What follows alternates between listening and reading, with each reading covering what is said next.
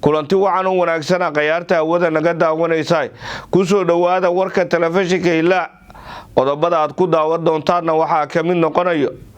gudoomiyaha golaha shacabka Sheekh Aadan Maxamed Nuur Sheekh Aadan Madoobe oo dib ugu soo laabtay dalka wafdi oo hogaaminaya wasiirka howlaha guud iyo guryeynta xukuumadda federaalka Soomaaliya oo lagu soo dhaweeyay magaalada Kismaayo ee xarunta gobolka Jubbada Hoose gudoomiyaha gobolka Banaadir ahna duqa magaalada Muqdisho oo kulan isla xisaabtan la qaatay maamulada degmooyinka Xamar Jajab iyo Waabari ee gobolka Banaadir sargaal ka tirsan ciidanka booliska Soomaaliyeed oo lagu dilay gobolka Shabeellada Dhexe gudoomiyaha hay'adda maareynta masiibooyinka qaranka Soomaaliyeed Maxamuud Macalin Cabdulle iyo taliyaha ciidanka booliska Soomaaliyeed oo si wada jira xariga uga jaray xarunta gurmadka degdega dowladda Itoobiya oo sheegtay inay samarnaba ka tanaasuli doonin in ay ka laabato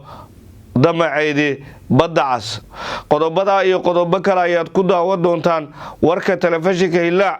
gudoomiyaha golaha shacabka Sheekh Aadan Maxamed Nuur Sheekh Aadan Madoobe oo dib ugu soo laabtay dalka gudoomiyaha golaha shacabka ee baarlamaanka Jamhuuriyadda Federaalka Soomaaliya mudane Sheekh Aadan Maxamed Nuur Sheekh Aadan Madoobe oo maalmihii la soo dhaafay safar shaqo ugu maqnaa dalka Kenya ayaa maanta dib ugu soo laabtay dalka waxaana garoonka diyaaradaha ee Aadan Cadde ee magaalada Muqdisho ku soo dhaweeyay xildhibaan ka tirsan golaha shacabka baarlamaanka dalka gudoomiyaha golaha shacabka ee baarlamaanka Jamhuuriyadda Federaalka Soomaaliya intii uu joogay dalka Kenya waxa uu ka qayb galay kulanka 17aad ee gudoomiyaasha baarlamaanada wadamada ku bahoobay urur goboleedka iskaashiga dhaqaalaha bariga Afrika kaas oo lagu qabtay magaalada Nairobi ee dalka Kenya gudoomiyaha gobolka Banaadir ahna duqa magaalada Muqdisho oo kulan la yeeshay maamulada degmooyinka Waabari iyo degmada Xamar Jajab ee gobolka Banaadir qodobkan waxaa noo soo koobay wariyaheena Maxamed Cusmaan Nuur Goldan gudoomiyaha gobolka Banaadir ahna duqa magaalada Muqdisho Yuusuf Xuseen Jimcaali Madaale ayaa kulan isla xisaabtan iyo dardargelin shaqo la yeeshay heerarka kala duwan ee maamulada degmooyinka Xamar Jajab iyo Waabari duqa Muqdisho ayaa warbixin la xiriirta horumarada iyo caqabadaha dhinaca shaqooyinka ka dhageystay qaybaha kala duwan ee maamulada degmooyinka Xamar Jajab iyo Waabari waxaana uu kula dardaarmay dardargelinta adeegyada loo hayo bulshada la dagaalanka maandooriyaha anshax xumada nadaafad darrada iyo in laga fogaado musuqmaasuqa ugu dambeyntii waxa uu duqa Muqdisho faray madaxda maamulada degmooyinka Xamar Jajab iyo Waabari in si dhow looga warhayo bulshada ku nool degmada si caruurta ay u helaan waxbarasho dadka danta yarna loo gargaaro isla markaana bulshada lagu wacyigeliyo ka shaqaynta horumarka iyo amniga degmada gudoomiyaha gobolka Banaadir ahna duqa Muqdisho Yuusuf Xuseen Jimcaali Madaale ayaa maalmihii ugu dambeeyay waday la xisaabtanka gudoomiyaasha degmooyinka gobolka Banaadir iyadoo shalay kulan isla xisaabtan shaqo uu la yeeshay maamulada degmooyinka Hodan iyo Howlwadaag oo uu ka dhageystay horumarada iyo waxqabadkii ay sameeyeen gudoomiyaha hay'adda maareynta masiibooyinka qaranka Soomaaliyeed Maxamuud Macalin Cabdulle iyo taliyaha ciidanka booliska Soomaaliyeed General Sulub oo xariga ka jaray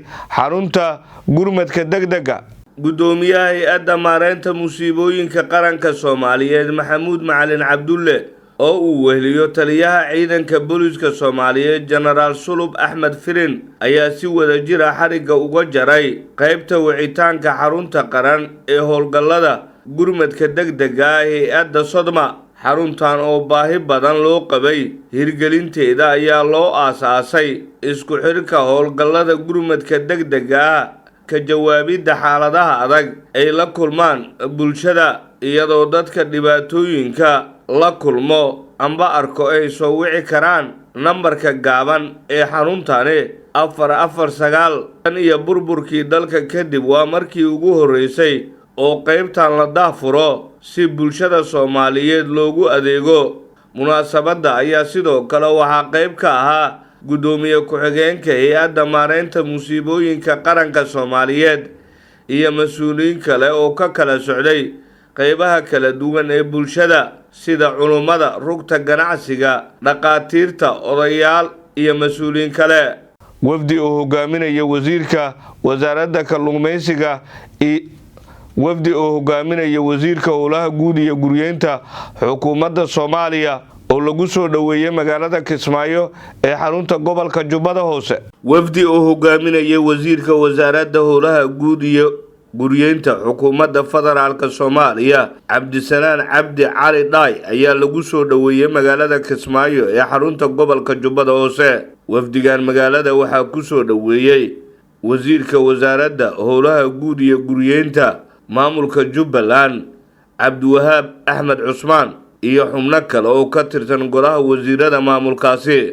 munaasabada soo dhaweynta ayaa ugu horeyntii waxaa ka hadlay wasiirka wasaaradda howlaha guud iyo guryeynta maamulka Jubbaland Cabdiwahaab Axmed Cusmaan. maanta way taariikh u tahay bisha Juun 3 waxaa booqasho shaqo rasmi ah ku yimid magaalada Kismaayo xasimada ku meel gaarka ah ee dowladda Jubbaland wasiirka wasaaradda howlaha guud ee federaalka iyo wafdi xildhibaana iyo mas'uuliyiin kale oo la socday taas oo ujeedadeedu ay ahayd in shaqooyinka magaalada Kismaayo ka socda ay ugu muhiimsan wadooyinka inay indhaindheeyaan haddii ilaahay yiraahdo daha furaana wadooyin kale oo cusub oo wadooyinka socda feestirigooda insha Allah taas ayuu wasiirka iyo wafdigiisu booqashada daarneyd. waxaan rajaynaynaa maalmaha kooban oo wasiirku joogo inuu magaalada Kismaayo shaqooyin ka socda wadooyinku inay si loogu talagalay u socdaan si fiican u indhaindheeyaan si wafdigu waxyaabaha baahiyaha ka jira kale oo magaalada iyo gobolkaba iyadana sidoo kale aan rajaynayno inuu gudihiisa ku arko. marka wasiir adiga wafdigaaga waxaan leenahay soo dhawaada magaalada Kismaayo caasimadda ku meel gaarka ee dowladda Jubbaland. sidoo kale wasiirka wasaaradda howlaha guud iyo guryeynta xukuumadda federaalka Soomaaliya Cabdisalaan Cabdi Cali Dhaay ayaa waxa uu ka warbixiyay ujeedka safarka uu ku tagay magaalada Kismaayo. waxaan aad ugu faraxsanahay soo dhaweynta diiran ee maanta kala kulmay magaalada Kismaayo aad iyo aad u mahadsanyihiin dhammaan mas'uuliyiinta lagu soo dhaweeyay magaalada Kismaayo. waan ku faraxsanahay inaan soo booqano annagu saalaxan waxaan u nimid inaan qayb ka noqono mashaariicdii ka socotay magaalada Kismaayo inay tahay iyo mashruuc cusub oo aan doonayo dhagax dhigno oo aan furno hadduu Allah uu taliiraahdo magaalada intaan joogno kulli waqti fiican oo la qaadan doonaa insha Allah. waan u mahadcelinayaa madaxda shaqada wasiiradii maanta ugu soo dhaweeyay garoonka oo waqti dheer ugu sugayay aad iyo aad u mahadsan yihiin. waan ku faraxsanahay inaan maanta nimaadno weliba ay noqoto safarkii ugu horeeyay shaqo oo aan maamul goboleedka ku imaado magaalada Kismaayo Jubbaland. aad iyo aad baan ugu faraxsanahay. waxaan rajaynayaa marar badan soo noqon doona hadduu Allah uu taliiraahdo. guud ahaan warkii telefishinka Hillaac waa naga inta.